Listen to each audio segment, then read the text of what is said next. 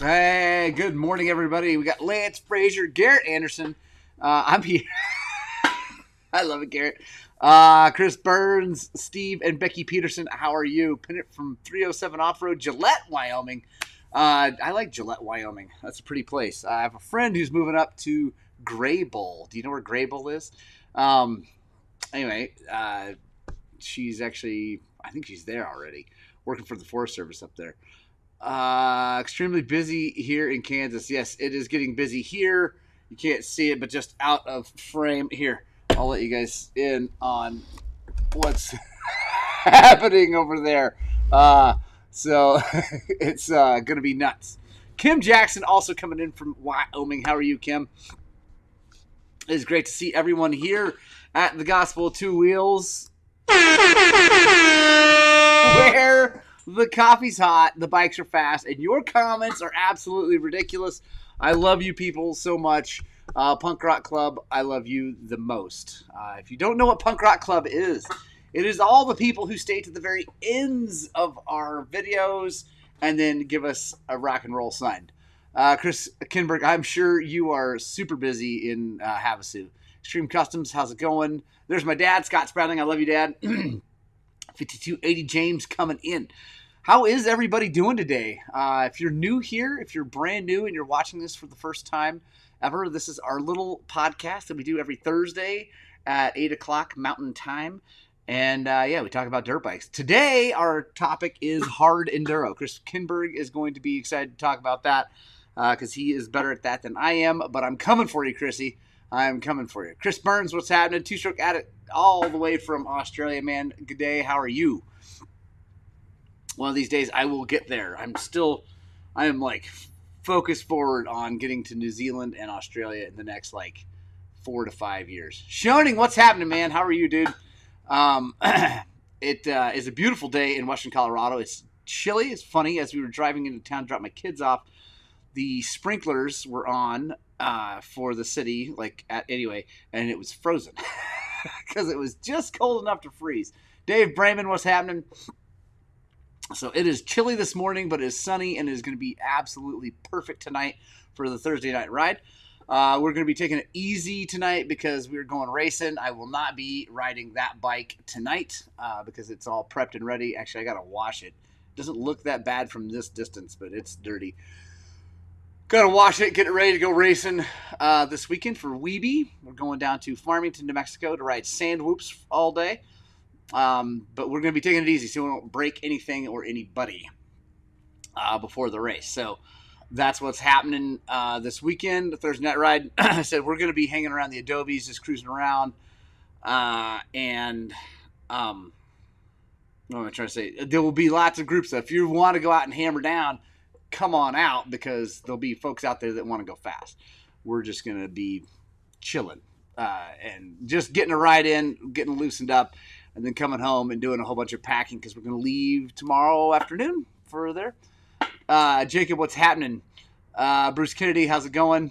Anyway, whatever, from Alaska. Yes, right on. Where in Alaska are you, Jacob? That is a state I need to visit. I have not been there yet. And Kinberg, I found your trail. That Death Row Trail in Dry Creek is right up your alley. I need to see someone... And I'm not a cut on you, Chris, but I need to see someone really good, like pro level good, ride that stuff because that blows my mind. And Bibbs is very good at that. And the fact that he and I were pushing his bike means that it's brutally hard. So, Dad, we are taking the fly rods. Michael Vandesluis, what's happening? We are going to take the fly rods. We don't have an extra day this time, so... we might have to just get out of there and nail it just a little bit after the race. When you come over eventually, lots of great tracks over here. I know, Two-Stroke Addict. I want to do it so bad. Looks awesome. Garrett Anderson, I know, that's not hard. You should do hard stuff. So good. That, I want to see... Yeah, all the people. Mark, in fact, actually, this Monday, if anybody wants to come see Mark Odek, a.k.a. Meeker Extreme, on that trail, please come out and ride with us. He's coming over, and I'm going to make him show me how good he is in the hard stuff, because all he does is talk smack. Jeff Benton, what's happening from Arizona? As far as hard enduro, let's talk. Why is it so hard to ride hard enduro? Why is it so hard to go slow? Yes, pro levels are ridiculous. Chris Kinberg, that is a great question. Hang on, so much snow here. Just got the bike out 2 days ago. Jacob, right on. Vancouver Island, how's it going? I just talked to Ben Nicholson. Do you know Ben Nicholson? Who's Islander? He's the guy that owns First Track Motorsports, and he is heading over to Vancouver Island to ride this weekend. So anyway, super cool guy. Kim, yes, we're going to do it 8 o'clock. It's just easier for me.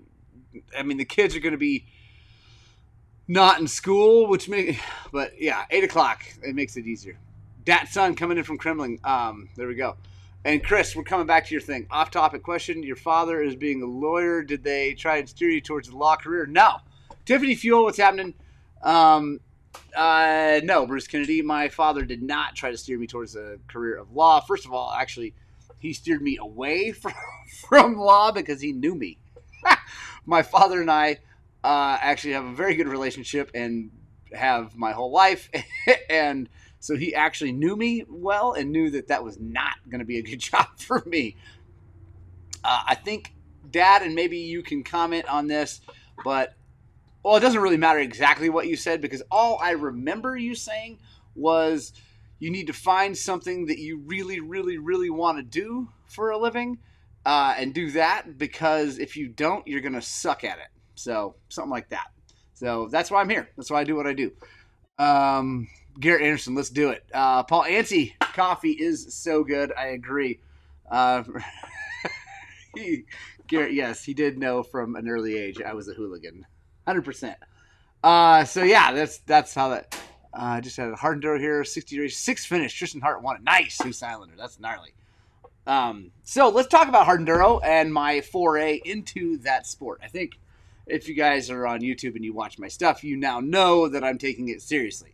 I am going out, I'm training, and just like I'm putting the effort in. I got the bike all set up. It's got lots of protection on it now. But the cool thing about this motorcycle, the thing I love, the thing that I'm going to be showcasing is that I just went and did that hard trail. That hard trail is like one of the hardest trails in the valley.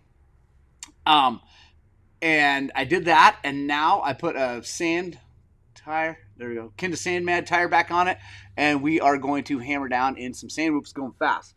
That thing can do it all. Hopefully I can too. Usually if you can ride slow, it means you can ride fast. Rex Hammerschmidt, yes. The thing about riding slow is it's hard, because like when a bike is moving quickly across the ground, it does not want to fall over.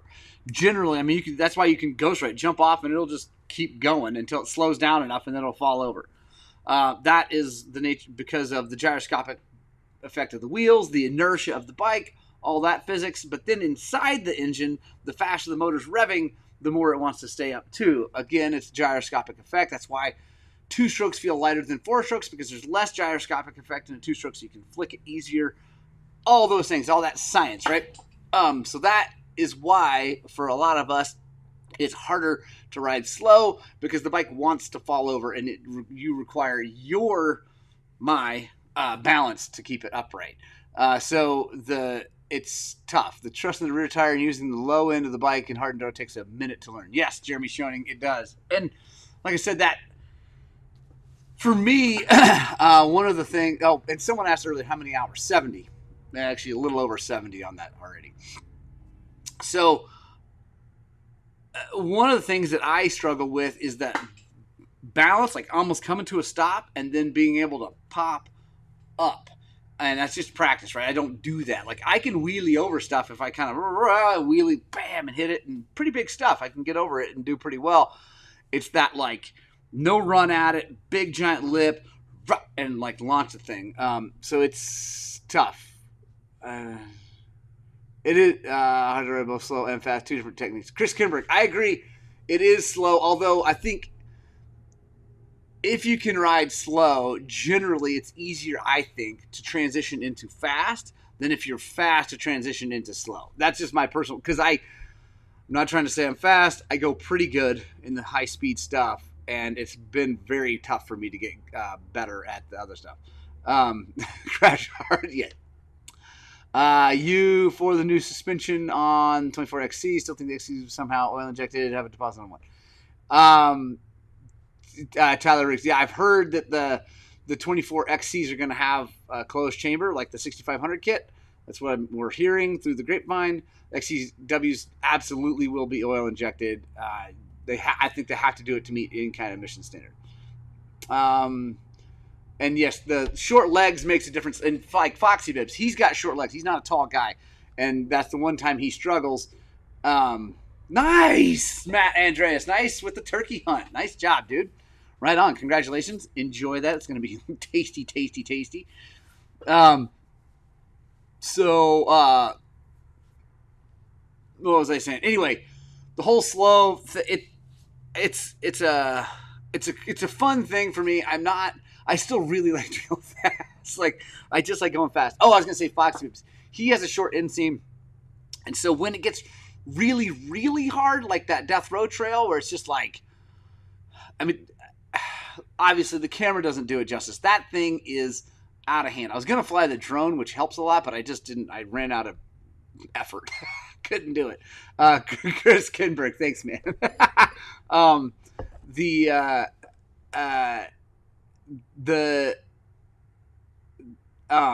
is Hard Enduro so hard? I don't know. Chris, you already said that. But, so, yeah, the short inseams is a big deal because, like, sometimes you just can't. Foxy and I were talking about it. When it gets that hard, again, sorry, I'm a little all over the place here. When it gets that hard, unless you are an absolute super top level pro, you're going to have to move and pick up and put your feet down, like all that stuff. And even, I don't know, man, I'd like to see Graham, Tristan, Billy, all those guys get through that trail because I know they could. I have no doubt. I know they ride lines that I don't even see, but I want to see it because I think it would be really tough for them. It's just super steep and super bouldery, and I just want to see it. And having a long inseam can help because you can put your foot down, pivot off of something, gives you more leverage when you're pulling on the bike to flick it around. So it definitely helps a lot. Let's see, trail looked miserable. I think you need a drone to prove how brutal. Thanks, Anthony. It was off the charts. Yeah, if Foxy would listen to the YouTube comments, he would be a good rider. Yeah, one of my favorite was, how come that guy's sitting down so much? Oh, man, like, because on Facebook, I put just the entrance to it, and that camera angle does not do that little move justice. That's for real. That first move would scare away, I say, 75% of the riders, maybe 80, would turn around at that point and say, no way. That thing is steep and big and bouldery. And the fact that someone was giving him a hard time about sitting down, I was like laughing so hard. The other thing that cracks me up is that everybody on my YouTube channel and everybody else's YouTube channel probably too is like, us non-pro, us normal humans that are doing this, stand up, put your feet on pegs, stand up, I watched Tristan Hart, one of the best on the planet, right? Maybe the best on the planet at this point, in Hawaii, coming through, putting his feet down all over the place because it was super greasy ice, that Hawaiian ice. Anyway, it was out of hand. And he had his feet down. Colton Haker had his feet down.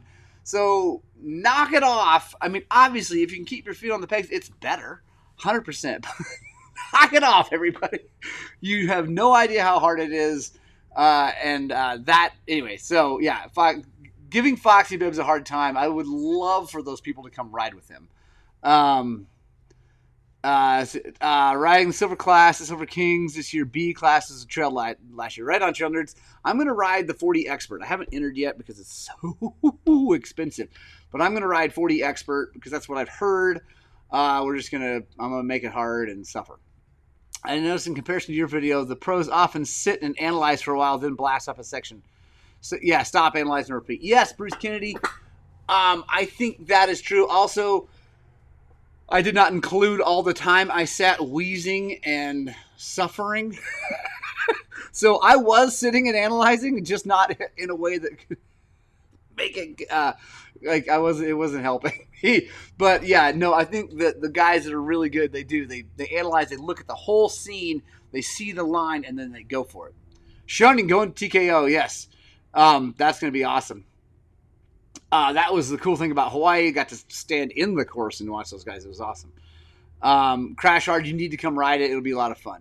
The best thing amateurs can do at Hard Enduro is qualify as high as you can during each race. If you don't, you'll sit in lines all day. Explore, I agree. That's my goal, is to just hammer. Only 30 spots left last night? Okay. I guess I better get after it. That's okay. All right. Well, we're gonna register today for that. That'll be good. And it's damn expensive. Actually, while we're talking here, we might just pull that up because I don't want to miss out. But let's see. Sorry, guys. You guys are witnessing me signing up for the Silver Kings. I definitely don't want to miss it because it's going to be awesome. And yeah, so stoked about that. Let's see. Kellogg 8. There we go. Pre-entry open. There we go. So, sorry guys. We're getting this done while we talk. And then we will... Boom. There we go. All right. Adding to me. There we go. 09. 14.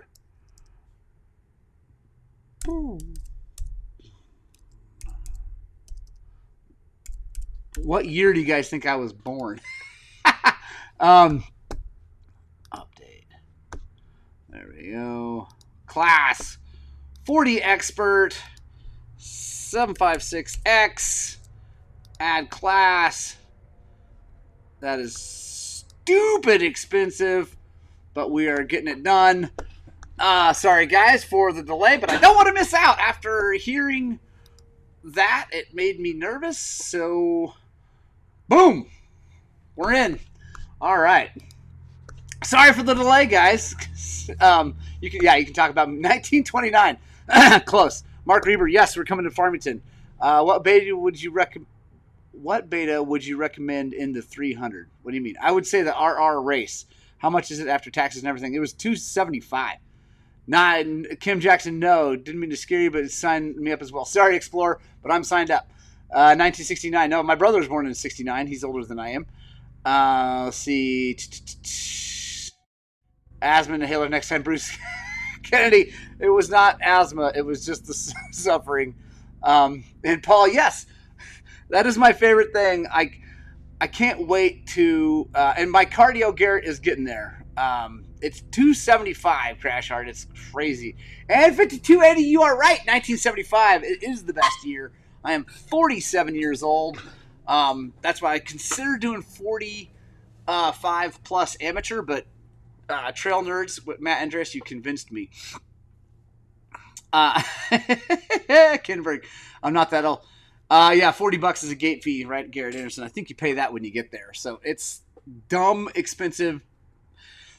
It's paid. In fact, if anybody wants to help out, super chat now. If you want to help out with my entry, I will mention you in all the videos if you want to help out. The YouTube gig does not pay what you might think it pays. Mark Reber, not 72. I already mentioned it's 79. Yeah, Crash Hard is crazy. TK is on 100. Hawaii was only 100. Of course, you had to get to Hawaii, but so that made it expensive. 69. Jimmy Neihart, I know, it is time. And Don T, yes, just a baby for some of you. And Dave, and Bruce Kennedy, the cost of race entries are out of hand. I mean, that one's, I don't know why that one's that much. I don't know. But we're in, we're racing it. I'm going. There we go. I committed. Because, I mean, I was committed anyway in my mind, but now we are financially 100% committed. We're going. I'm excited. So, let's talk about the training I'm doing. Sandy Smith got your license at 75. Nice. The training I'm doing is, first of all, I am spending more time on the bicycle, more time hiking with the dogs, and just moving more, trying to get out more. Also, it's summer. That means I ride more, so that helps. And then my riding. I'm going to be spending a lot more time riding the hard, nasty stuff. And it's going to be brutal because I don't really like it that much. I don't,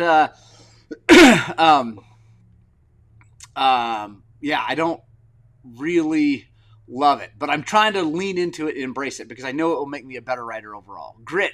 What constitutes a hard enduro over an enduro? Paul Ante, thank you for the super chat. Thank you. Paul is helping me out. I appreciate that. What makes them different? Nyard, I can't even repeat that. It's so funny. Yeah, Gen X, represent, baby.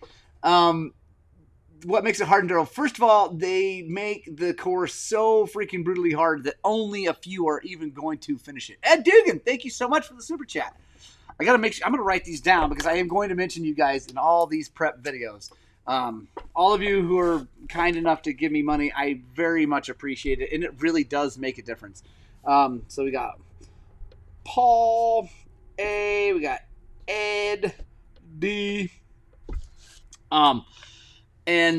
So they make it so hard that it weeds people out to the point that you're not going to finish. Whereas a normal enduro, even if it's hard, like a tough one like the Shady Burrow, something like that, the course is not designed to break people. It's designed to be tough and hard to get through, maybe, but it's made to be where all the A-class riders are going to finish and all the B-class riders are going to finish the B-class. And, I mean, obviously that's not a guarantee because things break and people make mistakes, but the hard enduro it's just different. They're just like making people suffer.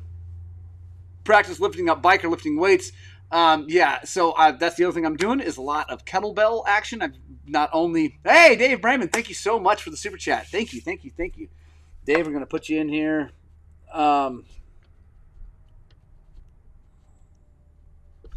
Thank you so much.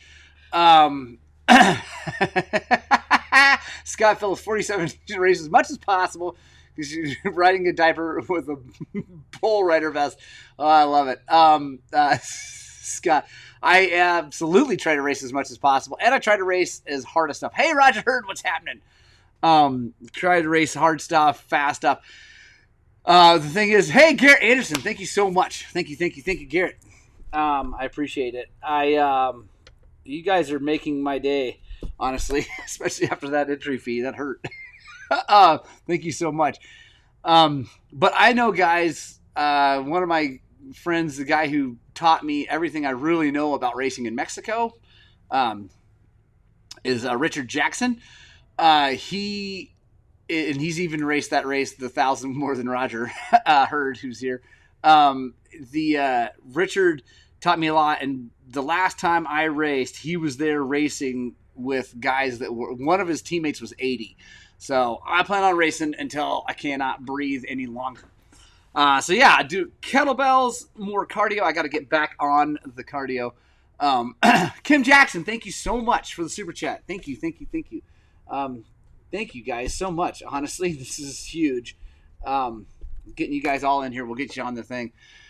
Take a set of sharp side cutter pliers so when you're sitting in those bottlenecks, start cutting plug wires. Yes, Bruce Kennedy, I love it. And Garrett, I will absolutely help you live vicariously.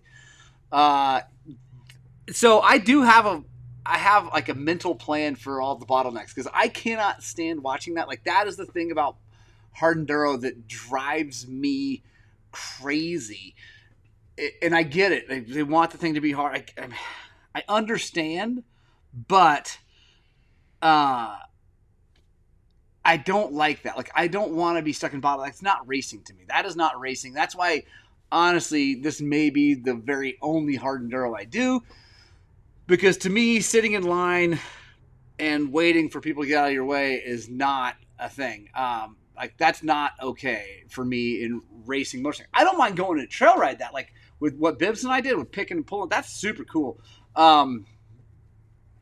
Desert Dude, yeah, that's awesome. Caveman is the man. I have a Caveman sticker on my toolbox. I pre-ran the 2006 1000 with Richard, and he built a set of lights for me, actually, for the '07 ones.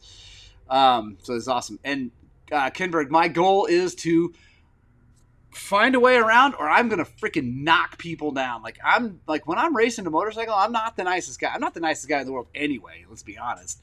When I'm racing a dirt bike, I'm not nice. I'm coming through because that's ridiculous. Like, racing is not sitting. Racing is moving a motorcycle. Garrett, yeah, absolutely. I will mind less when I'm not trying to throw up in the helmet for sure. Brad Coveney, how's it going? Kean. I don't know what that means, but yeah, Kean carburetors are my favorite. 100%. Yeah, so I got to ramp up the cardio. I got to ramp up the bicycle riding these days. I got to really pick that up. It's obviously, as you can see, dude, Jimmy and I totally sneak snacks. It's an issue. I'm thinking the pros walk the course and look for alternate lines. The bottleneck's going to occur. Find the yeah, Bruce, they do, and I will be also. Adam and I did, course walk, and it made a very big difference getting to walk the course before for the guys that did. I mean, I didn't race, but I could see like, okay, this is going to be hard. Maybe this would work. I mean, so I'm definitely going to be doing my due diligence. Keen Carb setting Montrose Delta. Neil said, Rob, what bike? We're fully going hard enduro, and you're in whether you like it or not. Yes, Kim Jackson, it hits the like button. Thank you so much. We have, holy crap, a ton of you guys watching, but only a few have hit the thumbs up. So if you're watching and you're in the chat enjoying it, back out of the chat. There's like a little X button somewhere. Back out of the chat, hit the thumbs up, and then come back in the chat. TJ, I will see you this weekend. I'm excited to race against you, man. I am sad because I have not trained hard in the woods. And I think you got my number, but I do have the game changer, and I'm going to be hammering down. Oh, thank you so much, Jared. Hello, Dirt, for the super chat. Thank you so much. I will definitely drink more coffee. Jim Nash, what is up? So Jim Nash, the race. First of all, I'm racing Weeby Farmington Sand Whoops this weekend. And then I'm doing the Silver Kings Kellogg. Why did I get a thumbs down? Who gave me a thumbs down? And hopefully that was an accident. Sorry, if you don't like what I'm doing, suck it. Take that. Silver Kings is thick and steep. Off course, go ride down Sneffels and you get a good idea. Oh, thank you. That's a good idea. We're doing Silver Kings in Kellogg, Idaho. Jimmy Nash, not for the short-legged human like yourself. The only thing worse than not moving on your dirt bike is paying to not do it. Thank you, Travis Epperson. That's my thing. It's like, I don't want to give people money to sit around in a line. I can go, well, you saw the video. If you have seen the video, I went and suffered for free. And that was awesome. Super fun. It didn't cost me an extra penny. And actually, I didn't beat up the bike. I didn't even really bend the pipe. I scratched it a little bit. But Grit Motorsports. What's the biggest difference? Training difference? The weightlifting, like the kettlebell stuff. I'm doing that more, and then actually training. To be honest, I don't really train to race the other stuff. I just show up and hammer, and I can usually get through 2 hours of hair scramble without.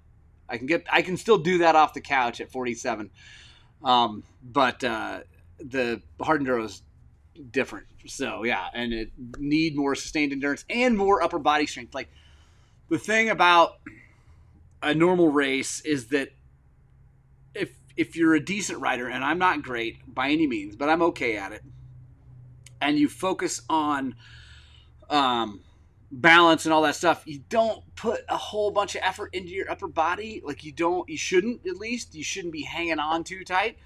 So I can use my legs, which are big, strong, and whatever. Des Harris from the UK, what's up? And I can conserve a lot of energy and just twist it, right? I mean, it's still very hard, still whatever. But I can go harder, longer at that kind of stuff. With hard enduro, when it gets hard, like it does,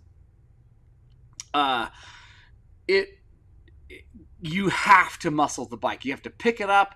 You got to pivot turn the thing when it's not like easy to pivot turn with the gas. You have to pick the back end up to get it back up on a rock and things like that. So it takes way more upper body strength. So that's where I'm really focusing, is on the kettlebells and hucking those things around. And I really got to ramp that up. But yeah. And Garrett Anderson, I've thought about just pushing the bike up and down hills and just like taking it out to my yard, my front yard, and just laying it on its side and picking it up, and then laying it on its side and picking it up. I might just do that, because there will be a lot of picking up of motorcycles. Yeah. So I'm just training, trying to eat a little bit better. I eat pretty good anyway. I mean, I suffer from eating ice cream and things like that, because I'm 47 and I don't have anyone to impress, and my wife thinks I'm sexy anyway. But but I am trying to eat a little bit better, lose a little bit of weight, get back down to fighting weight, and then just try to ride as much of that stuff as possible. And fortunately, here in Montrose, we have a ton of it. I've seen some shirtless flexing to track. Jimmy Neihart, I'm not doing that to you or anyone. Well, maybe you just privately. I'll send that to you. Send that to you privately. And Garrett, I think the picking up of the bike is probably a good idea. It's probably not a terrible thing to do. So I'm excited. I think it's going to be a fun new thing. I've raced the Baja 1000 solo, and I have raced lots of hare scrambles. I've raced Desert Hare and Hounds. Ramp up and equal start training. Actually, I already started, Roger. I got to but I have not put it. It's not like a every day for an hour a day yet. CC, 14ers in your MX boots. Yeah, no kidding. I would love to hike 14ers right now, except that there's like 30 million feet of snow. Dave, yeah. Oh, Garrett Anderson, I love it. Yeah, I've done plenty of that workout, not on purpose. Awesome. And use the XR for bike flipping. Yeah. Dude, Jimmy Neihart, the barbecue is still on 100%. Please be there. If you're really coming, that's going to make my heart explode with happiness. And I should ride the XR more. Actually, I'm going to take the XR up that topless trail, because I think I can, and I think it will be fun to watch on video and with the drone, because the drone could fly in there. There's not too much overhang and stuff, and I think it would be really cool to take the XR on some hard enduro. Who's the Islander? Have you noticed the quality of FMF pipes have gone down? Not really, but I haven't. Like my new bike, I've been sticking. Whoa, I don't know if you guys heard that. That was big. I've been sticking with the stock pipes so far, so I haven't switched over. But it wouldn't surprise me. Lots of things have. Crispy Bacon, love this channel. Hope you're practicing your woohoos for all them slow pokes. Yes, I am, Crispy. It's going to be awesome. Jimmy Neihart, dude, don't kid with me. I hope you're coming. God, I'm going to freak out if you don't come now. But it would not surprise me if the FMFs have gone down. My older bike, Daisy, she has an FMF on it, but I don't ride that bike that much, so I haven't beat on it. My kid did. I had a brand new pipe on it, and I let the little kid ride it, and sure enough, crashed. Michael Vandersloot, the barbecue is kind of not a everybody public thing. So Jimmy, thanks a lot, dude. It's not for everyone. I can't feed everyone, unfortunately. So it's not announced for everybody. It's more of a close friends thing. Roger Hurd, email me. What class did I enter? 40 expert Jim Nash. And if you weren't here, I literally just entered online while you guys were watching. I think FMF went to MIG welding from TIG. From pictures I've seen, really? That does not surprise me, and it sucks. Garrett Anderson, yeah, I need a spare pipe. I need lots of spare pipes. I have a spare pipe for my older 300. I have a couple. I'm looking up there. I think I have a couple. I at least have the Scalvini, and then I have, I think another FMF. But I need a spare one for the new bike. I'm waiting on Motoes, Motoes. They are supposed to be sending me a crash hours. Sorry. They're supposed to be sending me a stainless steel pipe, which is going to be sweet. Do they have a 60 class dual sport Utah? I don't know, actually. They might. They got all kinds of crazy stuff. Let's see. Let's just take a look at what they have. Maybe someone else can enter. Let's see. I've already done this. Oh, it says already entered in the event. So I don't know. Someone else help me out there. So a stainless steel pipe. I know, Jacob, dude. The Scalvini pipe, two-stroke Addict, is good. It's kind of a mid to top pipe, so it's not my favorite on a 300. Well, I don't know. It's actually pretty cool. It's fun for just and just going super fast. But it's also super tough. Some FMS is showing the MIG wire sticking out. Oh, that's not good, Bruce, at all. I mean, you can do a good job. Jacob, the people who make the stainless pipes I'm going to type it in here, Motos. There we go. And I got to check in with my buddy Sam he's like SMX something. Anyway, he's in the UK. They are the dealer for them, and they've already got pipes for other bikes. The 23 XCs and TXs, they don't have them yet, but I gotta check in because they were getting close. I have noticed the FMF had a bunch of pinholes in the wall. Dude, that sucks, Husa. That's not cool. They've got pinholes in the welds.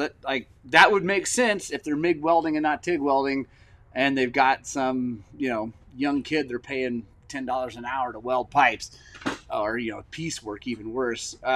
So they would just be hammering them out and not doing a good job. The one that's on Daisy, it looks really, really good, but it's also older. I bought it a long time ago, and I didn't install it until recently, and then let my kid break it. Freaking kid. Anyway, I love that kid so much. Oh, also, quick note, my oldest child has his driver's license, is driving around on his own, so that shows how old I am, and I'm so proud of him. I'm just so proud of Thomas. He is a great driver, and he is the luckiest child on earth. He bought from his granddad, my father-in-law, a 1974 Dodge Power Wagon for $500 that runs like a top and is awesome. It needs a little more, it needs some love, but I mean, it runs. It's fine. It's all good. But man, that thing is sweet. And I mean, the whole family wanted to buy that from my father-in-law, and he would not let he wouldn't let us buy it. Let's see, Balin Lampkin, have you ever tried a 1744 race creation? I have not. Mike Barnato, what's happening, man? I wanted more janky SRT pipes also, but they don't have one for the new bike that I know of yet. And yes, Thomas is a rad kid. Both are Thomases. Your Thomas and my Thomas. 35 just had our second. Right on, Tiger. Congratulations. Yeah, my oldest boy driving. My youngest boy is a friggin' maniac. He's 14, and I don't worry at all about Thomas driving. I worry nonstop about Ewan driving, even though he's not ready. It's going to be out of hand. But it's awesome. So anyway, that's exciting. And yes, Bruce, that truck is like a tank, and he will be safe. He also won't be able to go very far because it burns a ton of gas, and he doesn't have any money. So that's a nice thing. I can keep him in a relatively small radius until he starts making real money, and then I'm in trouble. But yeah, no, it's awesome. I'm excited for him. What else, guys? Gonna shut this down here pretty soon. Any other questions you guys have? Sorry about the derailment there about talking about my kid, but I'm just really proud, and I think he's an awesome kid. So, and Ewan's an awesome kid. My younger boy is an awesome kid too. He's just a nut job. And the younger one, by the way, if you don't know, is the one who traps beavers, traps skunks, skins them. We have a skunk pelt in my house now. And no, it doesn't smell. They did all the washing.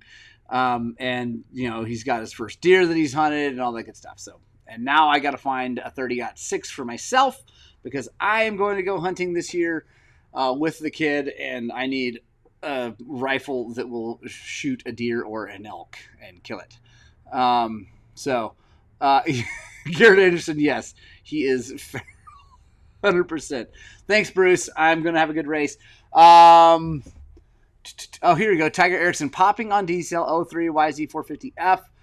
First thing I would, if everything else is good, then, and it runs good and all that, if it's just popping on diesel, I would try opening up the fuel screw. If that's already to like 2.5, 3 turns out, then I would put a bigger pilot jet in. It's probably a little lean on the pilot circuit.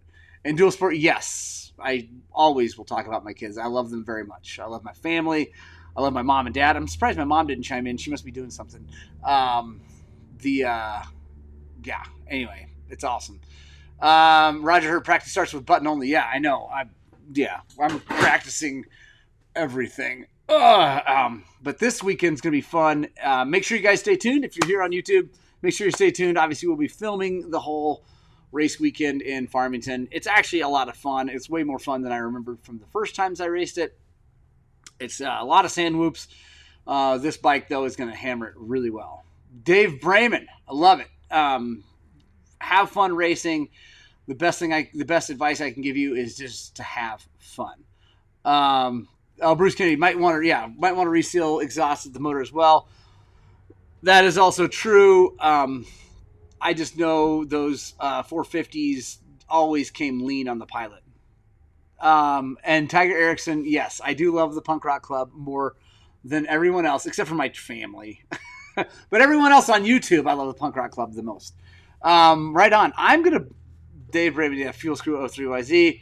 All right, guys, I love you so very much. I have to boogie because I've got a lot of work. I showed you guys earlier. Punk Rock Club, you are my favorite of all the internet people. You are absolutely the best. Wolfpack is doing great. About a mile adventures. The starter I would only use after the bike is warm. Real fast. What's the telltale sign of needing a trans or bottom end service? 530 EXC. The sign is that it's a 530 EXC. Sorry, those motors are not my favorite. Any weird shifting, anything like that. If you got a lot of miles, I'd split the cases, take it apart.